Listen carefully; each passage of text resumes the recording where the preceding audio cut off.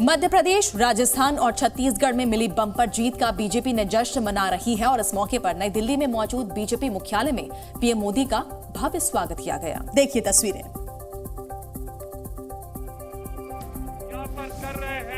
चार में से 3 विधानसभा चुनाव में जीत के बाद बीजेपी मुख्यालय में प्रधानमंत्री नरेंद्र मोदी का भव्य स्वागत किया गया। मध्य प्रदेश, राजस्थान और छत्तीसगढ़ में बीजेपी की बम्पर जीत के बाद पीएम मोदी नई दिल्ली में मौजूद पार्टी मुख्यालय पहुंचे, जहां बड़ी संख्या में बीजेपी कार्यकर्ताओं की मौजूदगी थी। बीजेपी के कई प्रमुख नेता भी मौजूद थे। इस दौरान पीएम मोदी ने कार्यकर्ताओं को भी संबोधित किया। तो देखिए, 3 राज्यों में मिली बम्पर जीत के बाद देश भर में बीजेपी कार्यकर्ता लगातार जश्न मना रहे हैं। कानपुर में बुलडोजर पर चढ़कर कार्यकर्ताओं ने जश्न मनाया। मध्य प्रदेश, छत्तीसगढ़ और राजस्थान के चुनाव परिणामों में बीजेपी ने बाजी मारी, जिसके बाद दिल्ली समेत देश भर में जश्न मनाया जा रहा है। कानपुर में बीजेपी कार्यकर्ताओं ने जश्न मनाया। कानपुर में बुलडोजर पर चढ़कर कार्यकर्ताओं ने जश्न मनाया। पीएम मोदी की तस्वीर लिए कार्यकर्ता नारे लगा रहे थे। आतिशबाजी भी की गई। देखिए, ऐसा ये प्रचंड जीत देश के यशस्वी प्रधान नरेंद्र मोदी जी की है, जिनका विकास बोलता है, जिसका काम बोलता है, जो कहते हैं वो करते हैं। और 3 राज्यों में बीजेपी की जीत पर कार्यकर्ता तरह तरह से जश्न मना रहे हैं। इसी कड़ी में प्रयागराज में कार्यकर्ताओं ने पीएम मोदी और गृह मंत्री अमित शाह की आरती उतारी है। संगम नगरी प्रयागराज में बीजेपी की जीत पर अलग तरह से ही जश्न मनाया गया। पार्टी कार्यकर्ताओं ने पीएम मोदी और गृह मंत्री अमित शाह की तस्वीर के आगे दीपक जलाया और दोनों की आरती भी उतारी। बीजेपी कार्यकर्ताओं ने पार्टी की जीत पर गंगा की आरती भी की। गंगा के किनारे सफाई अभियान भी चलाया। बीजेपी कार्यकर्ताओं ने जीत के लिए बीजेपी की नीतियों को जिम्मेदार बताया। कहा, केंद्र की बेहतरीन योजनाओं का पार्टी को फायदा मिला है। 3 राज्यों में जीत के बाद बीजेपी के राष्ट्रीय अध्यक्ष जेपी नड्डा ने नई दिल्ली के कनॉट प्लेस में मौजूद हनुमान मंदिर में भी पूजा अर्चना की।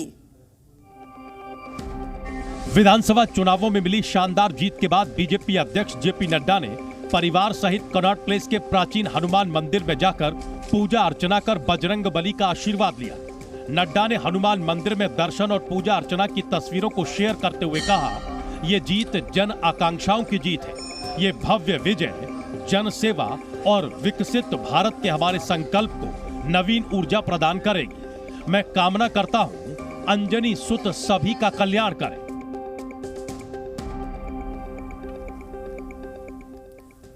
तूफान मिचोंग को लेकर तमिलनाडु और आंध्र प्रदेश में तैयारियां पूरी हो चुकी हैं। कई जगह एनडीआरएफ की टीम्स भी तैनात की गई हैं।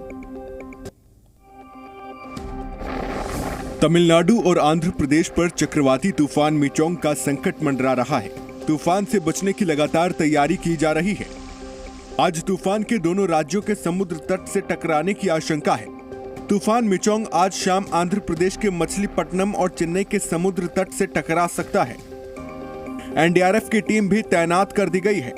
चेन्नई और तमिलनाडु के दूसरे हिस्सों में पिछले 2 दिन से भारी बारिश हो रही है। उत्तरी इंग्लैंड में भारी बर्फबारी की वजह से हाईवे का बुरा हाल हो गया है। चारों तरफ बर्फ ही बर्फ जमा है, बिजली भी ठप हो गई है।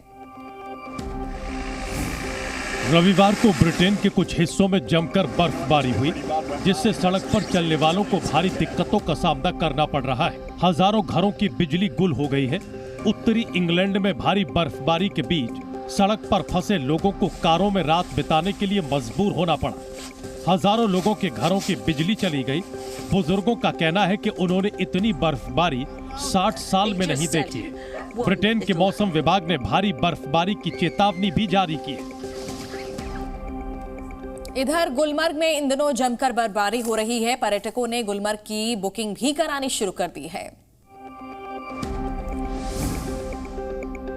जम्मू कश्मीर के गुलबर्ग में पिछले कुछ दिनों से तापमान में लगातार गिरावट दर्ज की जा रही है, जिसकी वजह से सर्दियां बढ़ गई हैं। गुलबर्ग में कई फीट तक बर्फ गिर चुकी है। सर्दियों से बचने के लिए लोग अलाव का सहारा ले रहे हैं। पर्यटन से जुड़े कारोबारियों को इस सीजन में बड़ी संख्या में पर्यटकों के आने की उम्मीद है। गुलमर्ग शीतकालीन खेल प्रेमियों के दिलों में एक खास जगह रखता है, क्योंकि ये एक प्रमुख स्कीइंग डेस्टिनेशन के तौर पर भी विख्यात हो चुका है। Zee News।